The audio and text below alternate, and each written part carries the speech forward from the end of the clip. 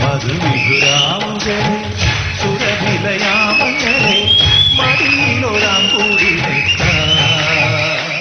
നമ്മുടെ ജീവിതത്തില് ഒരിക്കലും മറക്കാനാവാത്ത ആദ്യ രാത്രിയുടെ സുവർണ നിമിഷങ്ങളാണ് എന്റെ കുസുമം. പുഷ്പവും ഇതളിട്ടുണരും രാവിൽ. ആരായി സമയത്ത്? അല്ല അമ്മയായിരുന്നു. അമ്മ എന്തും പറ്റി ഇവിടെ? സമയം രാത്രി 9 ആയില്ലല്ലോ.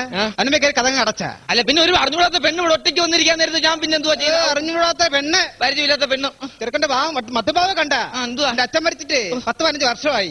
വയ്യാത്തൊരു കളവി ഇവിടെ നിന്ന് വല്ല വിചാരവനുണ്ടോ? നിങ്ങൾ ഇത് ചോദിക്കാനാണോ അമ്മച്ചി രാത്രി ഇങ്ങോട്ട് കയറി വന്നേ? അതൊന്നല്ല. എന്റെ വരുമോള് പറ. അല്ല ഇതാരും അമ്മയായിരുന്നു. പിന്നെ നീ എന്ത് കരുതി? ഞാൻ കരുതി വല്ല റെയ്ഡും ആയിരിക്കും.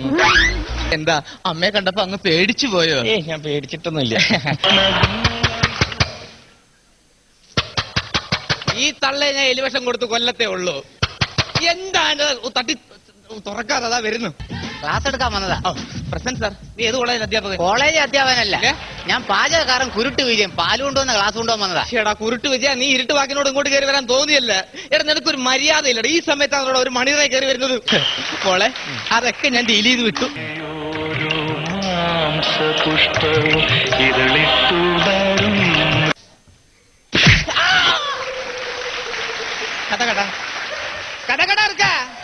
കഥ തുറന്ന് നടക്കുന്നാണ്ട. എന്റെ കുസുമം പുഷ്പവും ഇതളിട്ടുണരും രാവിൽ.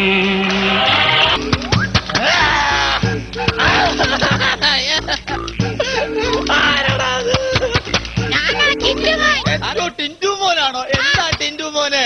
എനിക്കിന്ന് മാമന്റെ കൂടെ കിടക്കണം. എന്റെ കുസുമം